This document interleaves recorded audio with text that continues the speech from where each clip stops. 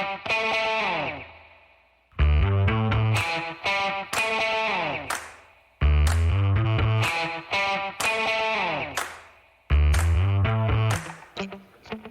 folks. Welcome to another episode of Film Study. This is Ken McCusick. We're here to continue our expectations series discussing two players, one offense and one defense. Here to join me for that effort is Slava Cooperstein. Slava, how you doing? Doing well, Ken. How are you? Always great to have you on. One of the really knowledgeable resources. And we're going to talk about J.K. Dobbins and Kayubu Kelly today. A couple of players who... one, I think we know the role. The other, I think, is going to be fighting for playing time, and we'll see how that goes. But Slava, why don't you talk through a little bit about Dobbins' 2022? Set that up. I'll chime in as necessary. Yeah, so Dobbins, I don't think there's any way to slice it other than saying that Dobbins, at least from an availability standpoint, was a little bit of a disappointment in 2022. I think everybody was hoping that after his season-ending injury in 2021 that he'd be back on the field week one. Of course, that wasn't the case. He came back, played, I believe it was against the Bills, and immediately went back to have his knee scoped, cleaned up a little bit, undoubtedly very valiant season-long effort on his part to be able to come back from that. But, he only ended up playing in 8 games. His 5.7 yards per attempt was a little bit down from his 6 yards per attempt. That's to be expected, particularly if you remember his big highlight run.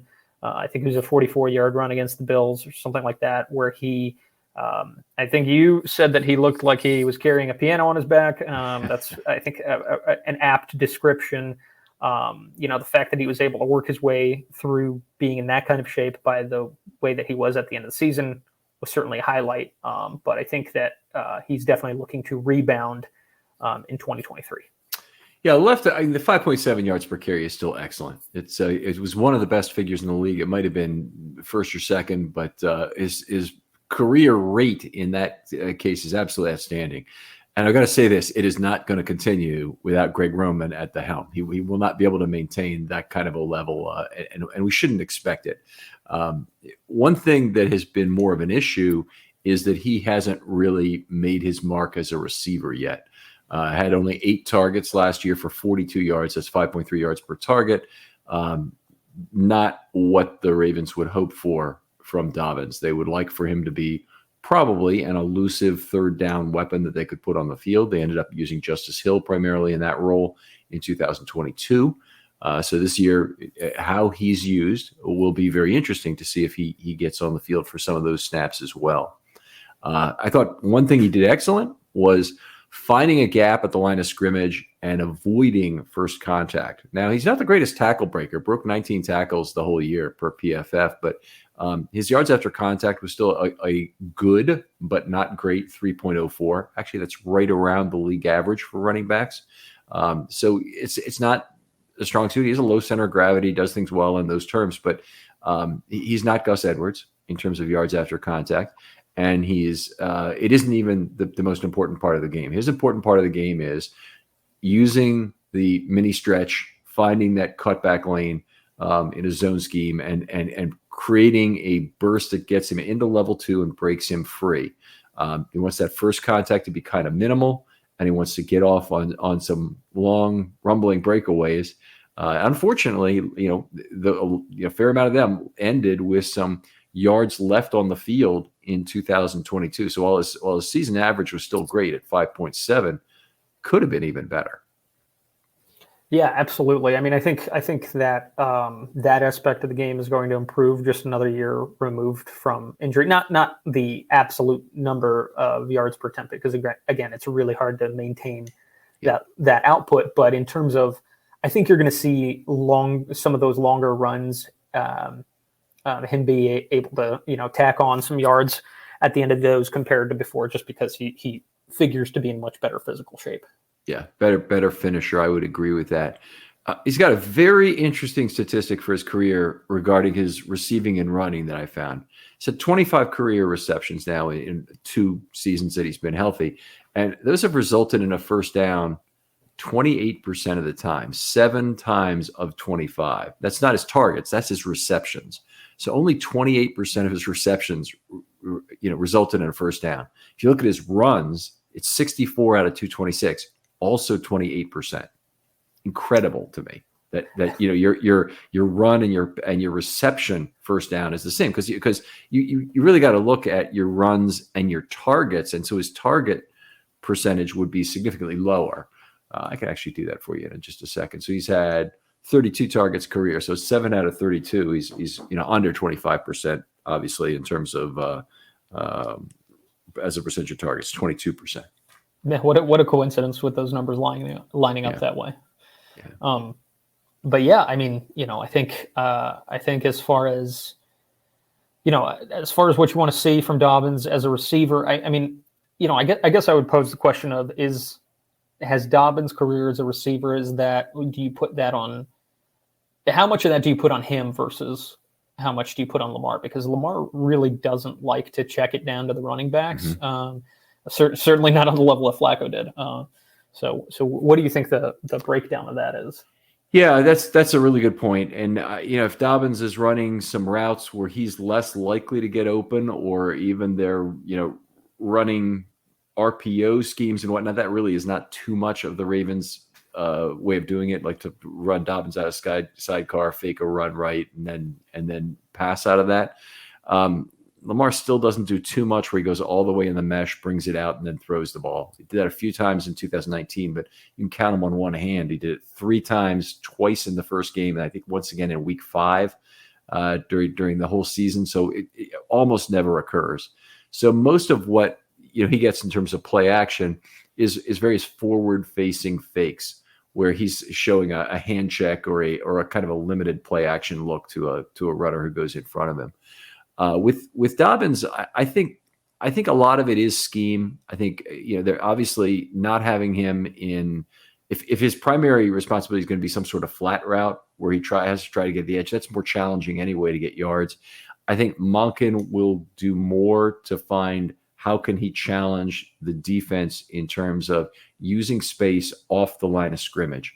And Roman, don't take that to mean that Roman did not challenge space, but Roman was a tremendous challenger of space horizontally along the line of scrimmage. And what's going on with the Ravens offense these last 4 years is kind of pretty similar to what's happening in Ukraine right now. Is it's a very long front line. The longer the better for Ukraine. They can probe at it, try and find weak spots, and then they break through it at one point of attack and exploit in either direction and destroy all the Russians' carefully laid preparations, hopefully. And that's what the Greg Roman offense tried to do. It tried to misdirect the opponents, get them themselves out of position, and puncture through at the point of attack with heavy personnel like Ricard, like pulling guards, etc., and then exploit that with players who could also break contact in the secondary. So very interesting difference between these two coordinators. I don't think we really know what Monken's offense is going to look like enough to know how different J.K. Dobbins' role in the passing game is going to be. Yeah, certainly not in the passing game. I think we, though, should expect very reasonably that his usage in the run game should increase, at least his percentage of runs that are going to him. I would hope, because I don't know how you feel. I think the Ravens' usage of J.K. Dobbins so far has been borderline nonsensical. Really, not enough. Yeah, really underutilizing him. I don't know that anybody has shown the ability to consistently stop or limit J.K. Dobbins. Really, it's just been injury that's limited him, and really, it's been the Greg Roman, in my opinion, limiting him because you go back to 2020, go back to 2020, his rookie year. I mean, it was very clear very early on in that season that Mark Ingram was just not that guy anymore. Right away. And I don't know whether it was this being beholden to not letting rookies on the field early or something like that. But if that's the case, I mean, that's, in my mind, unacceptable because you're hurting the team. Yeah, same thing happened to Ray Rice in 2008. He was having trouble getting on the field behind LaRon McClain. Willis McGahee was still on the roster, and each of those backs were terrific in terms of what they provided. Just Rice was the best player, and I think I would expect Dobbins to get a very heavy workload. I would expect him to want a fairly heavy workload this year because he's got a lot to prove. He's been a year and a half effectively active on an NFL roster in 3 seasons. He needs to get on the field and really produce some things to get paid next year, wherever that is, whether it's Baltimore or somewhere else. But Baltimore is obviously dragging their heels on doing this. I think that's a lot of what we're seeing from JK in terms of his social media posts, is that he really would like to talk extension now. And the Ravens are saying, well, hold on, we really want to see a little bit more, or we can't talk right now. Yeah. And from Dobbins' perspective, it's like, well, I'm basically begging you guys every week to feed me the ball, because it's not like these defenses are stopping him, and obviously there's a time to run and obviously there's time to pass, but if Monken is to be taken at his word, he's going to let the talent that he has available to him dictate what he's doing rather than the other way around. And something that I really noticed about the end of the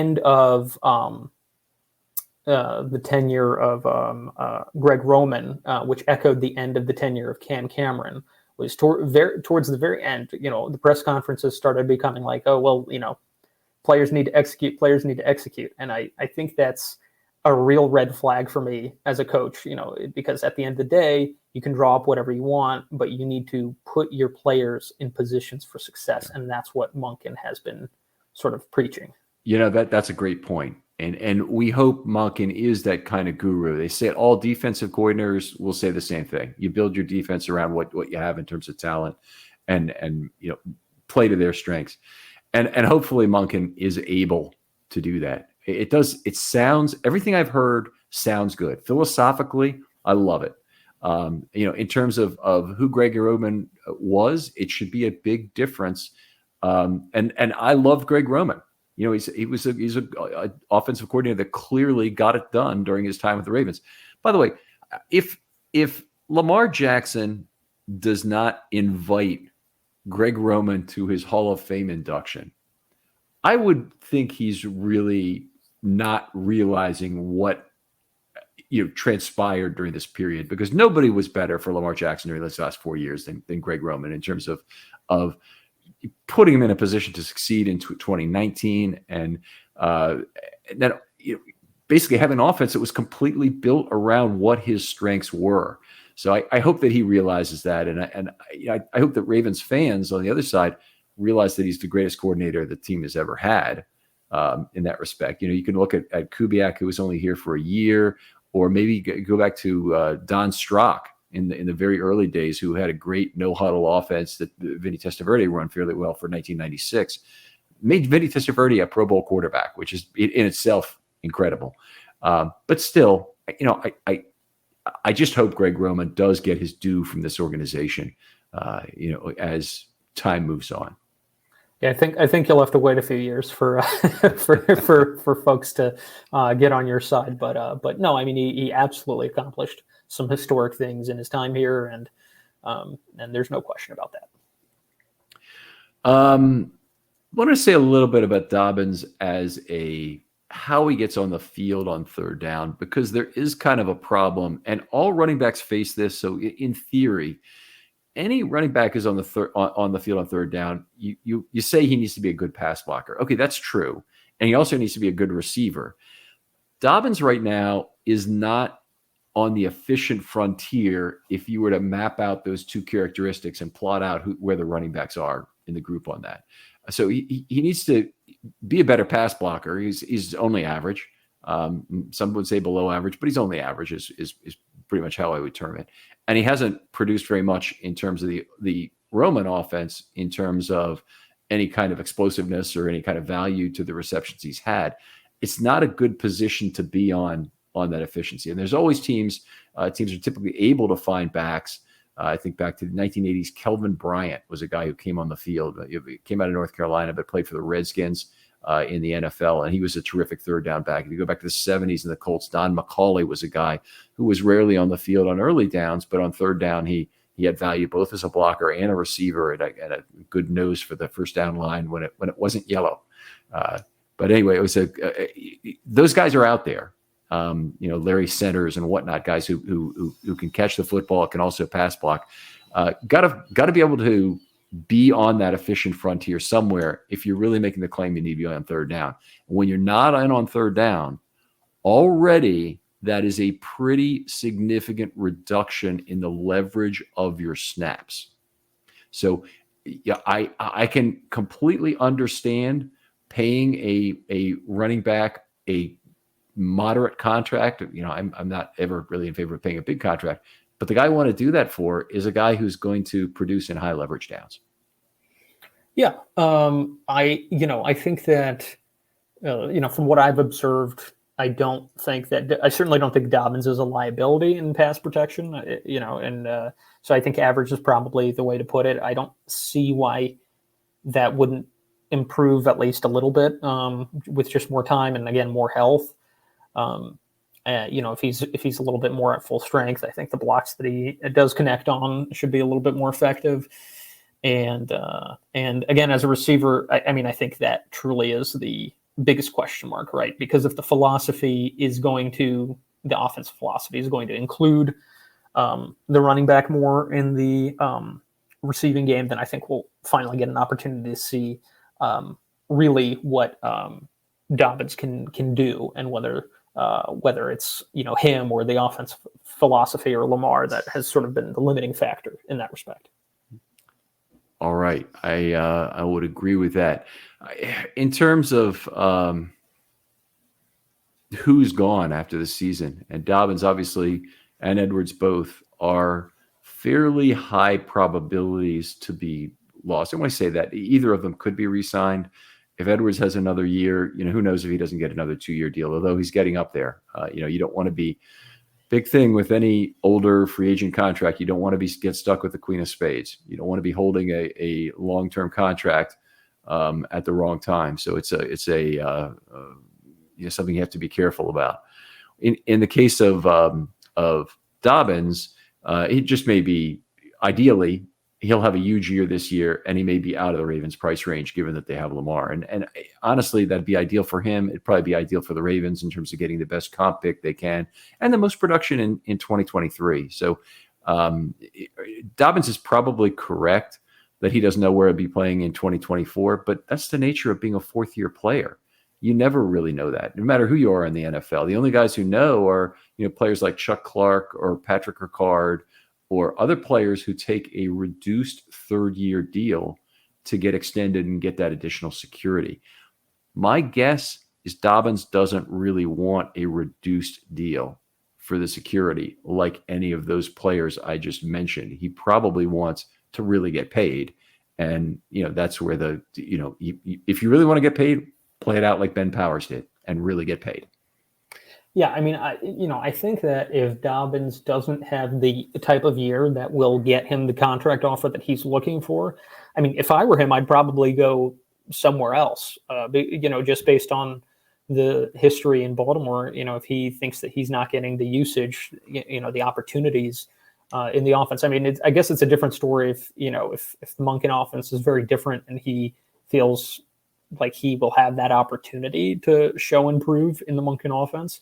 With an additional year or two deal that's less than he wants. But I think more than likely he's either going to price himself out or he's going to go try to prove himself elsewhere where he'll be the focal point. Give me a percentage chance in your mind that the Ravens sign either Dobbins or Edwards to a 2024 contract. Either of them. I've got my number written down here. Yeah, I'd be comfortable with a 45% chance. Okay. Go ahead. Not much different, 35%, but we're in the same ballpark of, there's a greater than 50% chance that both of these players will be gone for 2024. And it's a shame. They've been great players, but the focus should be on 23 at this point in both these guys. In a sense, they're both kind of 1-year rentals. Yeah. And I think that they've been really, really effective as players. And I think that they really have an opportunity to have put together a pretty incredible year, another year removed from their injuries. It's just so unfortunate, the timing of their injuries and the effect that that's going to have on their ability to get future contracts, and sort of put us in this weird kind of no man's land about their futures in Baltimore. But I do think that Baltimore has had a recent enough memory, which is obviously 2021, where they did not have a good back on the roster and tried to cobble together a backfield. And just, I think they assumed, like many of us did, that any running back is going to do just fine with Lamar Jackson under center. And that really didn't prove to be the case. Yeah, I mean, I think they made a big set of stylistic mistakes in going after veteran running backs. So they overvalued, in my opinion, they overvalued mesh point ability and mesh point experience, because they'd had such good success with Mark Ingram in 2019, and he was the master of the mesh point. Of all the guys that Jackson has worked with, he's the guy who's been cleanest with it. He understood it mechanically. He knew how to just take it down just a notch into second and a half gear, we'll call it, while he's moving through that mesh point, allow Jackson to make late pulls, etc.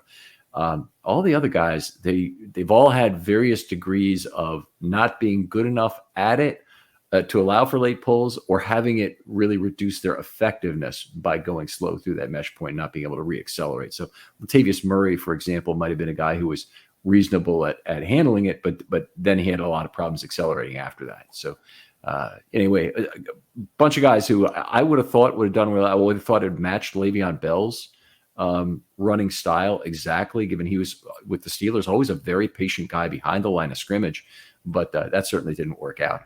So it was what it was. I think the Ravens will put their focus on younger running backs going forward. At least I hope they do. And that's why I think Keaton Mitchell is such an important player this summer and fall for the Ravens, to find out where he fits into this team. Can he hold on to the football? Is he good with the mesh? Is he a good receiving threat for Monken's offense? Had somebody on the show just recently said they don't even know how much the mesh point is going to be a part of the Ravens offense going forward. Whose snaps do you think Keaton Mitchell eats into?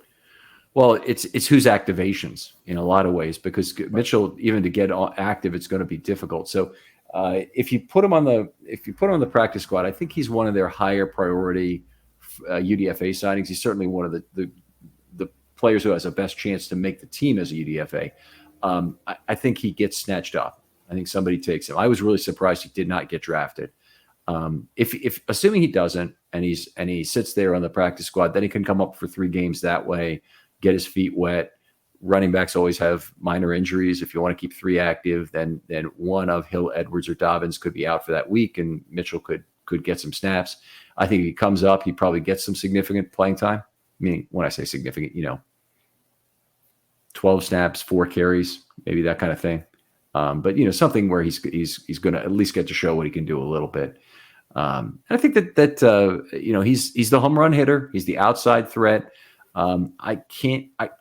As much as I don't want to believe necessarily, but as much as I believe that Monken will move the offense to being a much more pass-heavy version of what it has been, you still got to close out games. And if Monken is successful doing all the other things he wants to do, it create a transactional offense, which has a lot more high yardage plays in the passing game, then I think the Ravens stand to have some good leads to protect. Well, when you do that, you do not want to be that Oiler team that lost the 35-3 lead and had the run and shoot offense. You want to have a power run scheme available to you in your hip pocket at least.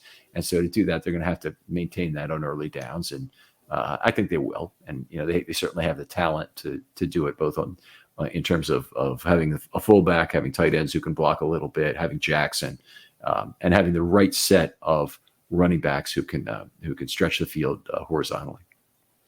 Yeah, and I mean, you could do a lot worse with a closer than with Gus Edwards. Mm-hmm. I think he's. I mean, ideally, to me, J.K. Dobbins is your clear-cut starter. Early on in the game, he's getting the majority of the snaps and has an opportunity to get into a rhythm, which I think is something that the Roman offense underrated.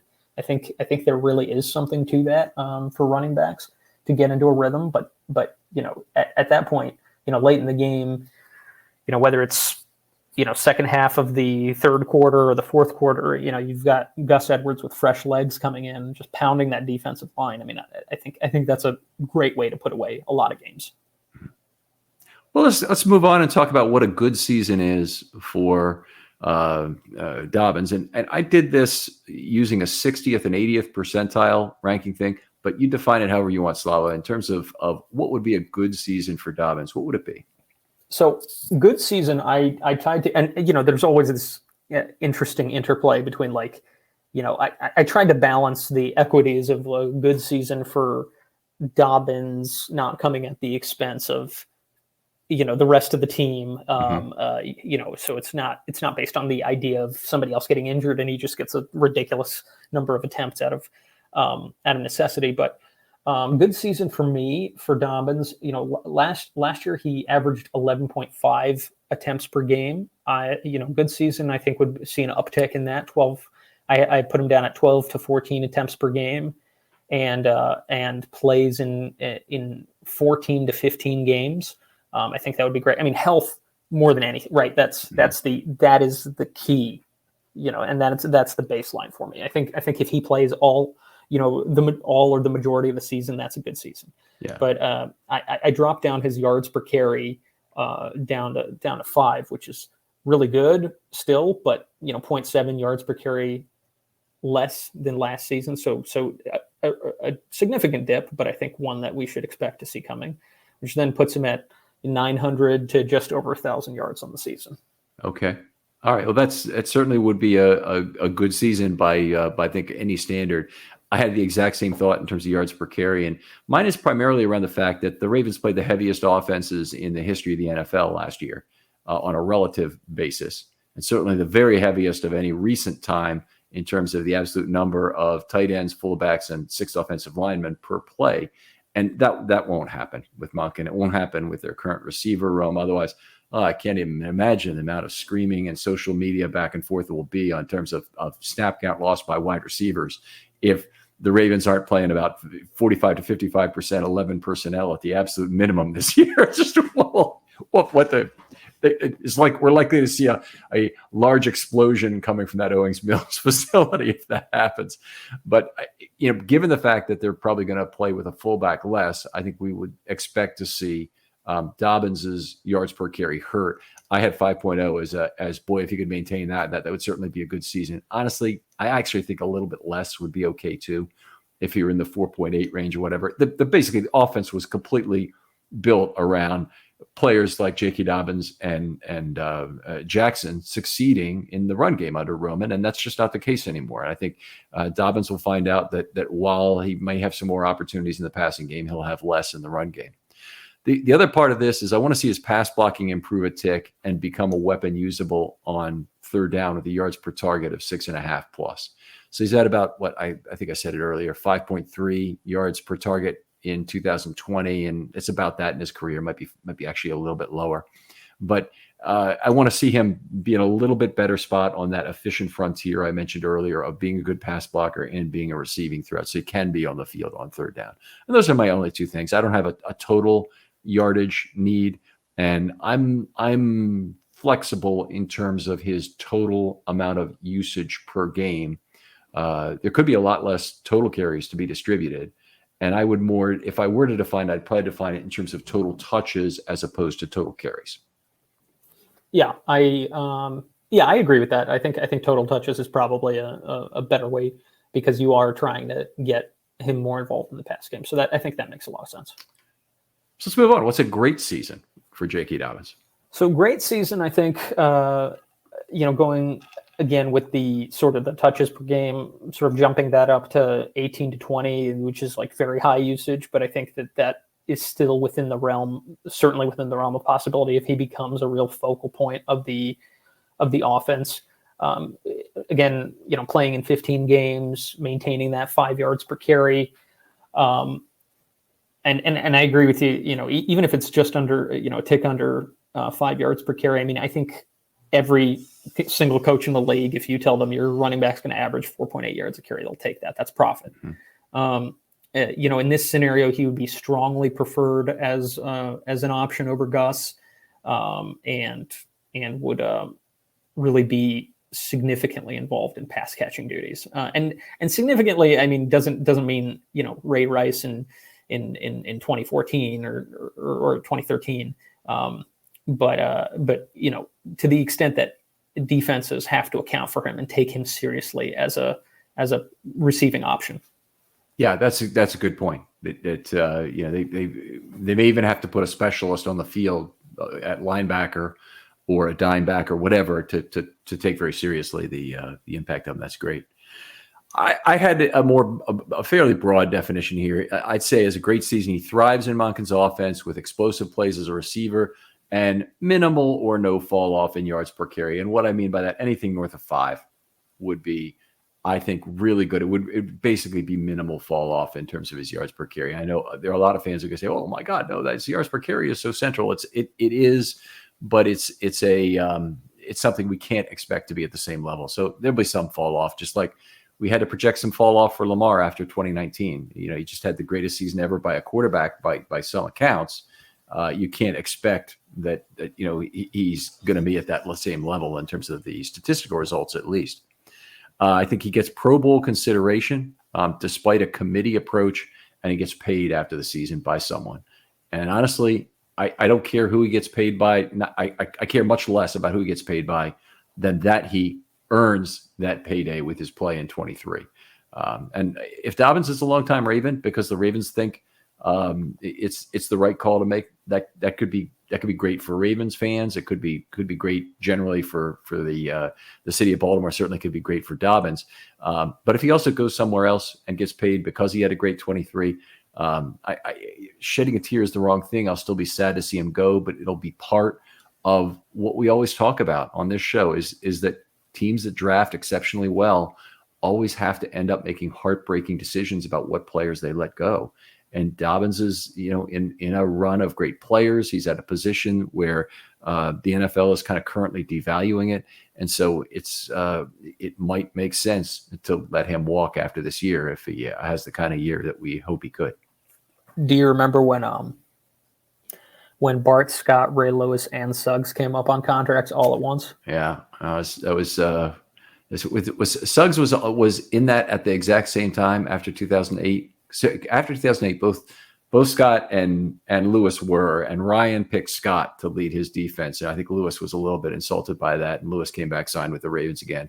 I did not remember that Suggs was the exact same year, but I'll have to look back at it. Yeah, he was an 03 draftee, so I guess that would have been his 5th year. And that was in the 5-year period, wasn't right?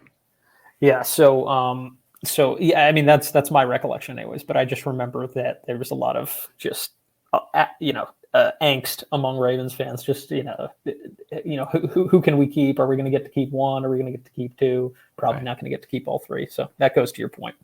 Yeah. Anyway, it is what it is, and I can only tell you that the opposite is a nightmare. To have to choose among the scraps of talent you still have after year 4 and give them bigger contracts than they deserve because you have money and you don't have other players to that's a lot worse situation to be in than what the Ravens have traditionally had, which is too much talent to pay at that point. And I don't think there's a reason for players to be bitter about it. I didn't hear a peep out of Ben Powers as he got the full-time playing job. The Ravens apparently did not approach him about a contract, and then he went out and really got paid for Denver. Great. We're happy for him.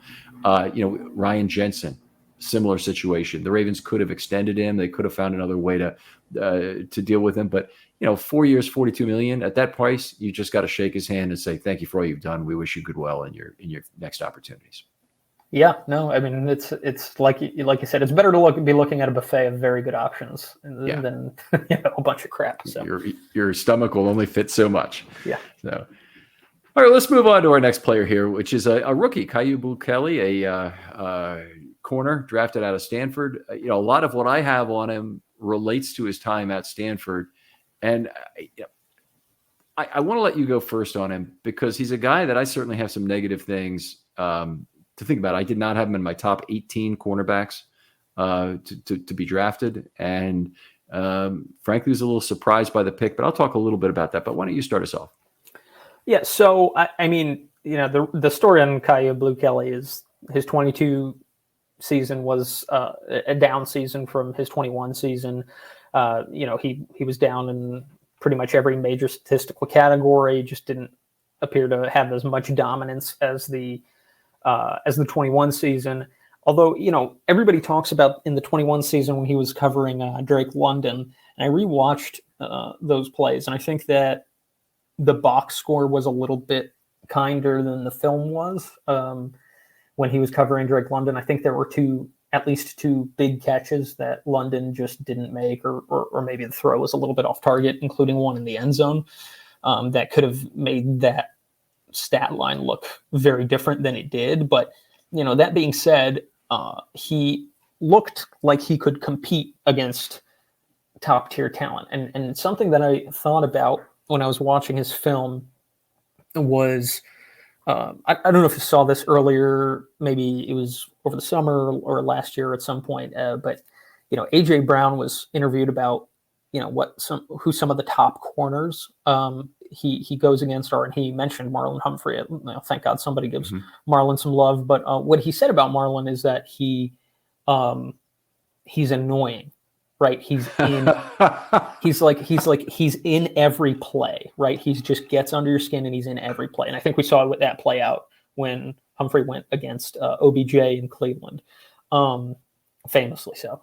Obviously, Kyle Blue Kelly is not Marlon Humphrey by any stretch of the imagination, but I do think he has a little bit of that quality where he's involved in most all of the plays. He's competing for position all the time. He doesn't seem like he's totally lost. I mean, he has his strengths and he has his weaknesses, but I think that when the Ravens drafted him, I think they looked at somebody who aside from the fact that he had a good pro day, I think they looked at somebody who they thought was very intelligent and somebody who they think that they can coach up on some of the things that are lacking this game. Those are great points. And the main thing I come back to is I hope the Ravens know what they're doing in this. It's a case of they obviously see something they love. He looks like a football player to them in some way. Some scout probably had him as a red star, being one of the reasons why they drafted him when they do, because I don't think it was a sure thing he was going to get drafted. If he did, it might have been the 6th or 7th round, and a lot of corners come off the board, but it wasn't a sure thing to me. He has that prototype frame you like at 6 foot 191. 452 speed is a little on the slow end. Decent sized length arms for a corner at 32 inches. That's all solid. And he didn't turn 22 until May 22nd, so he's just turned 22. That's good. You want a younger kind of a player, and some cornerbacks certainly come out younger, some older. He's kind of right in the middle of the group. So at least those parts are good. Here's what's not good. For a player that size and 6 foot 191 at the college level, he had way too many missed tackles. 14% as a senior. That was even worse than his 13.3% career rate. So, you mentioned 21 versus 22. I kind of wish it was that simple, but his 21 season basically had his career rate for yards per target, and his 22 season was worse, but his career rate for yards per target is 8.4. 8.4. We'd be happy if every one of our receivers had an 8.4, yards per target rate. And there are reasons why on a bad Stanford team, and they were 3-9 this last season, that the defense is generally weak around them, that the safeties sucked, that the pass rush wasn't there, and it just made his job a lot harder, and he gave up some yards per play. So hopefully the Ravens have factored that in as appropriate. But 8.9 yards per target this last year was horrible. I mean, it's over the top bad. He's playing in the Pac-12 too, where it is kind of a passing league, but also is not a league where you've got a great quarterback every week like you do in the SEC. So it's just not that same kind of environment. Following number one receivers might have been part of it, and that I did not watch too closely as he went through it. You mentioned he was on Drake London in the game. That's good to hear. But I don't know if that was the case week after week that he was forced to do that. To me, I see a guy who two things that I like to do. And I like to get away from my own potential arrogance. And by the way, I think this president and all kinds of people who look at college players. So while I pin this on myself, I want to be trying aware of it. I'd encourage everybody who's looking at college players to really try and be aware of this, is that you can have an arrogance to find a characteristic you like on a play and then find other plays that meet that same characteristic and then say, well, this is a trend kind of thing.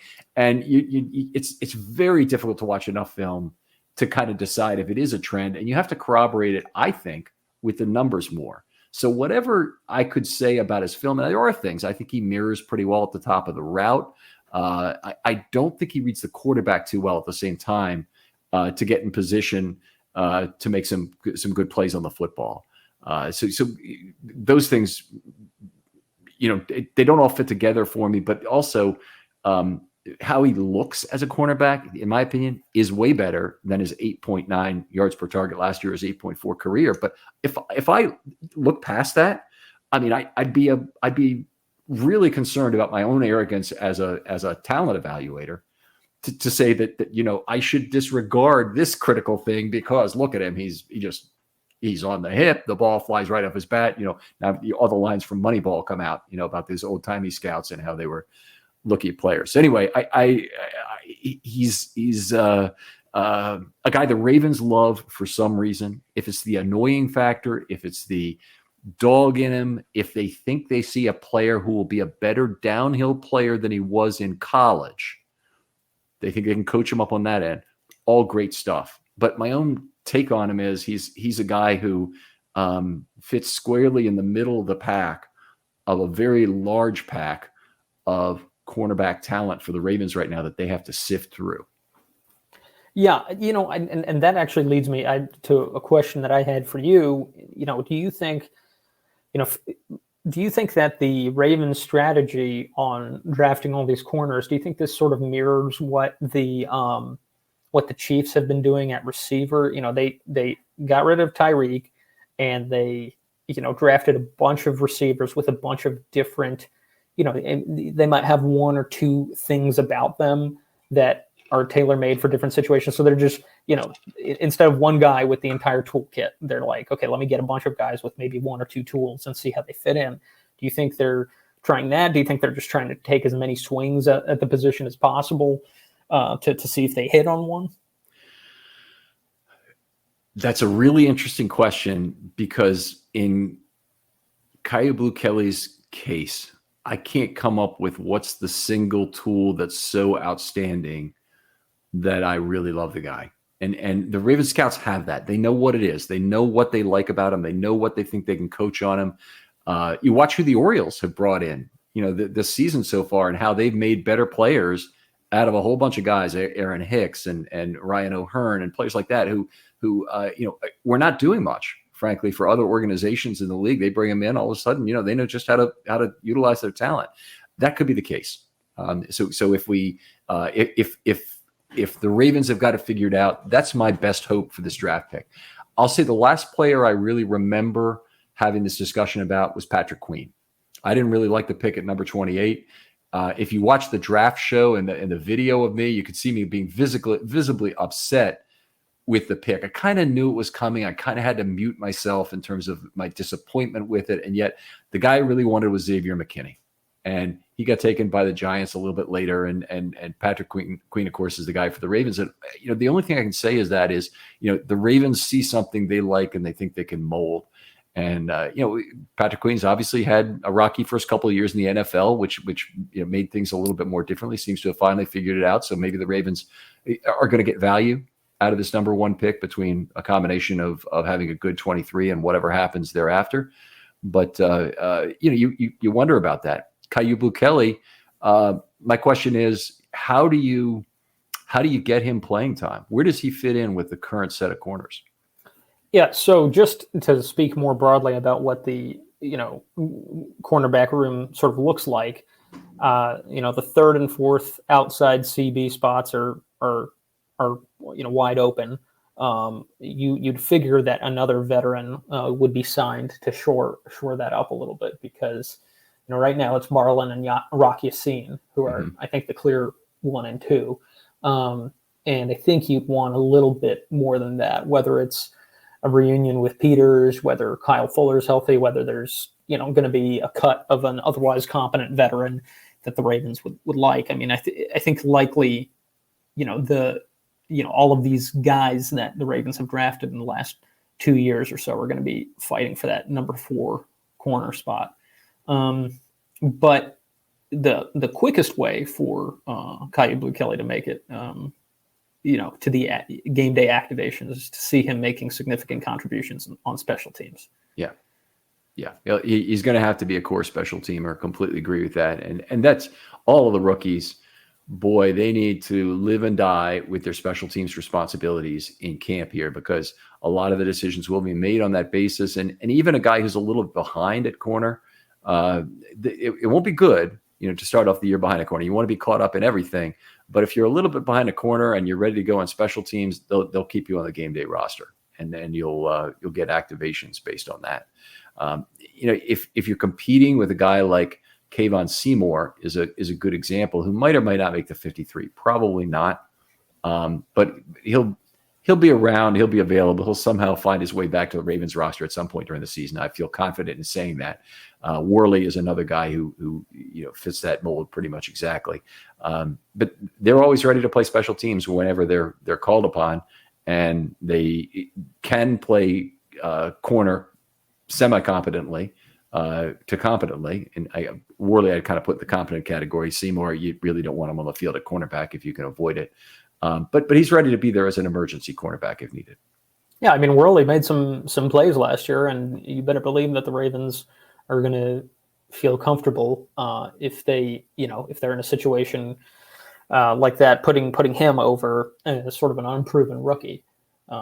So I do think it's a long way to go for Kyu Blu Kelly to see the field, unless he absolutely just shows out during training camp and preseason, which seems like it'll take a little bit more time than that if he gets there. Yeah, he'll get an opportunity. This is a great thing. I mean, he'll be in there in the second half pretty much the whole time of these preseason games, and he should get an opportunity to really shine. So that'll at least be fun. And that's a lot of the fun for me of the preseason, is watching all these players who are on the fringe of the roster, who have a chance to contribute, who might be future contributors, and get that first look at them.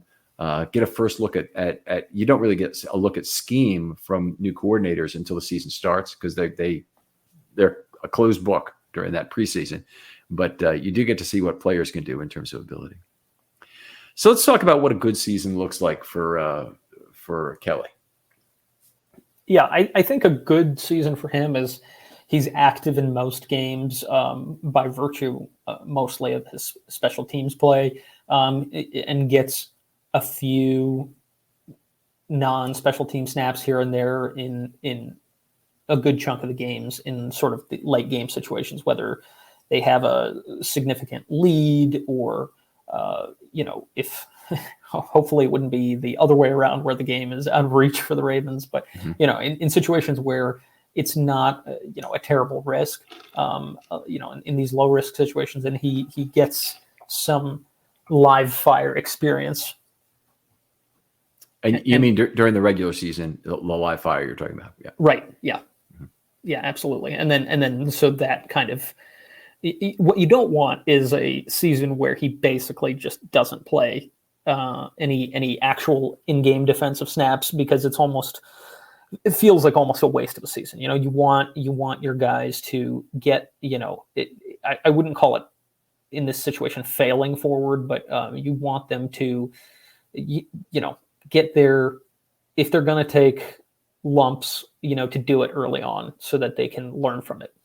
Completely agree. Absolutely. Could not have said it better. And I think I like the term failing forward. I think, it's really very appropriate to minor league hitters and moving them forward to try and face that next level of stiffer competition as they move up and make sure they can still handle it. But I set a bar for a good season at 50 plus snaps of play due to rotation, blowouts, could potentially be injury. And obviously, depending on how things break, and we've seen the Raven cornerback room go really south and really far south in some past seasons, not impossible to see Kyu Blu Kelly being a starter at some point during the season if you lose a couple of guys.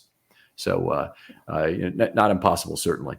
The other thing I want to see for a good season is him to establish himself as a 4-unit core special teams player which keeps him active on most game days. And I think he really got at that too when you want him active on most game days. This is a little bit of a stretch for a good, and when I look at that, this may be too high, but I think he emerges from a crowded room to claim at least the number 4 outside cornerback job. So it's number 3 or 4 was what I have written down. And I think that has to come with a combination of coaching, work ethic, and absorbing the way the other Ravens DBs play the run in particular. How they play the pass too, by all means. I mean, he's got to be good enough, obviously, in coverage, but he has to be a better, more active run defender to play in the Ravens scheme. In my opinion, there's a lot of stretching that goes on. They have an emphasis on team defense with the Ravens, with McDonald, but they always have. It's not just with McDonald in terms of denying space on the defensive line, and the players who then the tackling responsibility falls to are in the defensive backfield or at linebacker, and those players better be in the right spot at the right time, playing downhill as they need to. So hopefully he'll pick up on that, and we'll see some of the dog that some scouts must really see in him that overcomes some of his other, frankly, physical deficiencies in terms of playing the position. Yeah, when it comes to run defense, and honestly, his entire game, it kind of feels like he almost he needs to multitask a little bit more. He almost locks in on what the responsibility right in front of him is, and that kind of detracts from him transitioning as the play develops into what what he needs to do. Like, okay, if it's a run play, I need to disengage from defending this wide receiver and get in there on run support or something like that. So I think that kind of explains a little bit why he gets washed out in some of these run defense efforts. Great point. Okay, what would make a great season for you? So great season for me is he forces himself into the CB4 or CB3 role. I mean, I think CB3 is really lofty, but given that person is not currently on the roster, or the clear CB3 is not currently on the roster, who knows how it'll shake out. But if he forces himself into that role from really good play and isn't a liability in that role, I think that's everything. I think that is a great season, and I think that I think that lends itself to an increase over that 50 snap count, certainly, that you mentioned before. I didn't really put down a specific snap count, but I think that would be if he could force himself into that role. All right. Yeah, I said something extremely similar. That what the Ravens liked when they drafted him shows up in bold relief. He's a dog. He's annoying. He really knows how to make contact in the first 5 yards off the line of scrimmage, and that's effective. Whatever it might be that they like about him, and he beats out all of what is some fairly modest competition in total. Honestly, Mullins, Worley, Seymour, JAD, and Pepe. And can he beat out all those guys and be the number 3 cornerback? If they sign Marcus Peters, he's not beating out Marcus Peters for the number 3 cornerback. But can he beat the other guys to do that? I think Worley is probably the guy I would bet on right now. Not JAD and not Mullins, but any of those guys could be they have a different spot in the totem pole in terms of next man up among that group. And then I think when he does play, and he will play if he's the number 3 cornerback, he will get time at some point during the season, guaranteed, that he plays at least at a league average level when called upon. And that would give tremendous positive portent for the future. You'd have a player you'd really, if he could play at a league average level, 150 snaps, say, in this rookie year. It would be bad things that got the Ravens get there, because you might be replacing Marlon Humphrey with 150 snaps of Kyu Blu-Kelly. It wouldn't be a good trade, but it would be a great trade. It would be have a great secondary value of your positive view on the future of Kyu Blu-Kelly and how much more clearer it would make your cornerback room look for 2024. Yeah, I mean, it would go a tremendous way. I mean, the Ravens are in this very bizarre place in their cornerback room. Like right now, you've got one undisputed bona fide star. I mean, I think Marlon Humphrey's as good as anybody in this league. I don't care what any top 10 list says. I think he's just outstanding, and I think he does, almost everything but interceptions, generally speaking. But beyond that, it's very muddled. and it goes from being, a very experienced room to a very young, inexperienced, unproven room very quickly. So if he can add any clarity whatsoever, I think that is going to the trajectory for him going into year 2 would be just incredible. Yeah. All right. Outstanding. Great analysis, Slava. You're obviously very prepared for this. Really appreciate it. We hope we're going to have you on the show a lot more as the off season continues and the regular season begins. Tell folks where they can talk football with you online. Yeah. I'm on Twitter at Slava Cooperstein. That's Slava with an S. And then Kuperstein. All right. Outstanding. Other folks out there, if you'd like to be on a film study short or have any other ideas for a show the rest of the season, give me a DM on Twitter. Love to hear from you. And always got room for a show or 2 per week during the season. Oftentimes want to create 7 shows and I'm missing a topic for a day. And a lot of those come from lending an open mic to the general public. So I really want to hear from you. And if we have an interesting topic, we'll kind of formulate it, but a short conversation between you and me into a show, and we'll go ahead and record that. So Slava, really appreciate you coming on. Thanks for having me, Ken. And we'll talk to you next time on Film Study.